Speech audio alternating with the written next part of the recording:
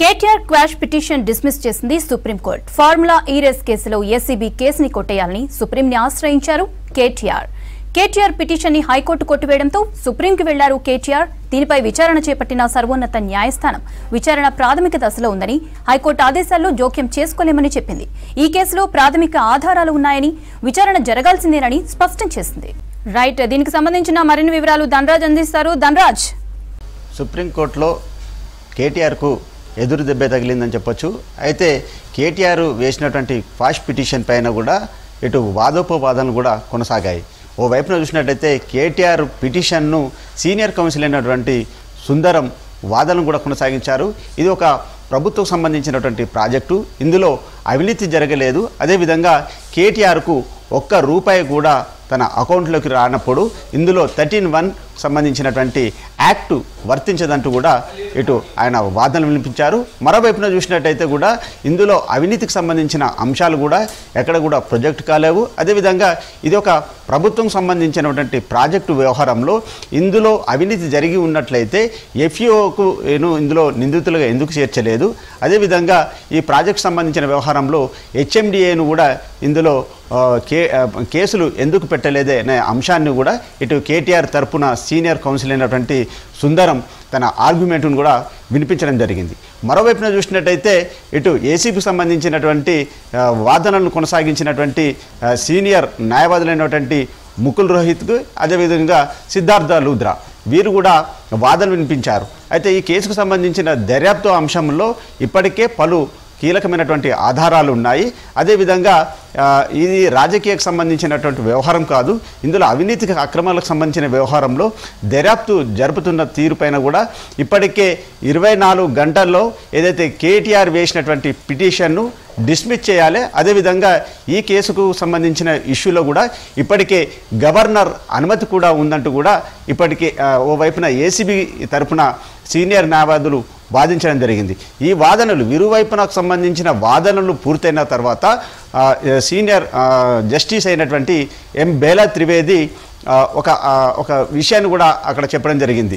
ఏదైతే వాళ్ళు అంటే కేటీఆర్ ఏదైతే ప్రతిపక్ష నేతగా ఉండడం ఇది రాజకీయకు సంబంధించినటువంటి కుట్రపూరితంగానే జరిగిందనే వ్యవహారాన్ని లేవనెత్తినటువంటి క్రమంలో చీఫ్ జస్టిస్ అయినటువంటి ఎం బేలా త్రివేది కూడా ఒక విషయాన్ని చెప్పడం జరిగింది. ఏంటంటే మీరు అంటే ప్రతిపక్షకు సంబంధించినటువంటి నేతగా ఉంటే విచారణను ఎదుర్కోరా అనే అంశాన్ని కూడా లేవనెత్తింది. మరోవైపున ఈ అంశం పైన కూడా చాలా వరకు సీనియర్కి సంబంధించినటువంటి అడ్వకేట్స్ వ్యవహారంలో కూడా చాలా చర్చ కూడా కొనసాగింది. ప్రతిపక్షకు సంబంధించిన నేతగా ఉంటే విచారణకు సంబంధించినటువంటి దర్యాప్తు సంస్థల ముందు విచారణను ఎదుర్కోవాల్సిందే. అదేవిధంగా ఏదైతే హైకోర్టు ఇచ్చినటువంటి ఉత్తర్వులపైన తాము జోక్యం చేసుకోబోమని కూడా చెప్పడం జరిగింది. అయితే ఈ క్రమంలోనే కేటీఆర్ లీగల్ టీము తాము ఈ పిటిషన్ను విత్డ్రా చేసుకుంటాము, మరోవైపున కూడా హైకోర్టును మరోసారి తాము ఆశ్రయిస్తాము అంటూ కూడా చెప్పినటువంటి క్రమంలో హైకోర్టుకు మీరు వెళ్ళాలా వద్దానికి సంబంధించినటువంటి వ్యవహారంలో తాము ఎలాంటి ఉత్తర్వులు ఇవ్వలేమని కూడా ఇటు సుప్రీంకోర్టు తేల్చి చెప్పడం జరిగింది. ఇక ఇలాంటి క్రమంలో ఇక విచారణకు సంబంధించిన వ్యవహారంలో కేటీఆర్ రేపు ఎన్ఫోర్స్మెంట్ డైరెక్టరేట్ ముందు కూడా విచారణకు హాజరు కావాల్సినటువంటి సిచ్యువేషన్ ఉంది. మరోవైపున ఇప్పటికే ఏసీబీకి సంబంధించినటువంటి దర్యాప్తు వ్యవహారంలో కేటీఆర్ A1గా ఉన్నారు, అదేవిధంగా ఐఏఎస్ అరవింద్ కుమార్ A2 గాను, బిఎల్ఎన్ రెడ్డి A3గా ఉన్నారు. కాబట్టి ఈ ముగ్గురిని కూడా విచారణ కొనసాగించింది. మరోవైపున కూడా మళ్ళీ విచారణకు సంబంధించినటువంటి నోటీసులు జారీ చేసే అవకాశం కొనసాగే సిచ్యువేషన్ ఉంది. ఇలాంటి సిచ్యువేషన్లో ఇప్పటికే ముగ్గురు ఇచ్చినటువంటి స్టేట్మెంట్ రికార్డ్ చేసుకోవడం, మరోవైపున రేపు ఎన్ఫోర్స్మెంట్ డైరెక్టరేట్ ముందుకు కేటీఆర్ విచారణ కావాల్సినటువంటి సిచ్యువేషన్లో మరి కేటీఆర్ ఇక రెండు అంటే హైకోర్టులోనూ ఎదురు దెబ్బ తగిలింది, మరోవైపున సుప్రీంకోర్టులో క్వాష్ పిటిషన్ను తోసిపుచ్చడం జరిగింది, డిస్మిస్ చేయడం జరిగింది. ఇక ఆయన ఎంక్వైరీకి సంబంధించినటువంటి దర్యాప్తుల చుట్టూ విచారణకు ఆయన హాజరు కావాల్సిందే. ఇప్పటి వరకు ఏసీబీ ఏదైతే 4 నాన్ బెయిలబుల్కి సంబంధించినటువంటి కేసులను ఇంపోజ్ చేసింది, వాటి ఆధారంగా వాటన్నిటిని కూడా ఎస్టాబ్లిష్మెంట్ చేసేందుకు గాను ఇప్పటికే ప్రాథమికమైనటువంటి ఆధారాలను అన్నింటినీ పెట్టుకొని విచారణ కొనసాగిస్తుంది.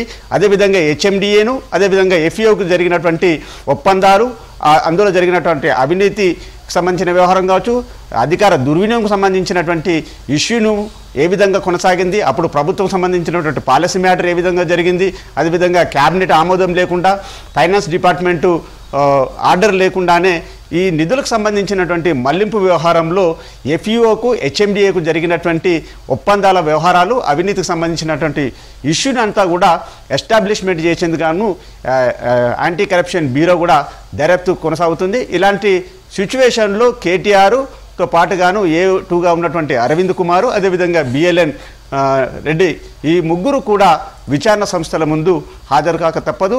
ఇప్పటికే ఏసీబీ దర్యాప్తు ఓవైపున పూర్తి అంటే ముగ్గురి విచారణ కొనసాగింది.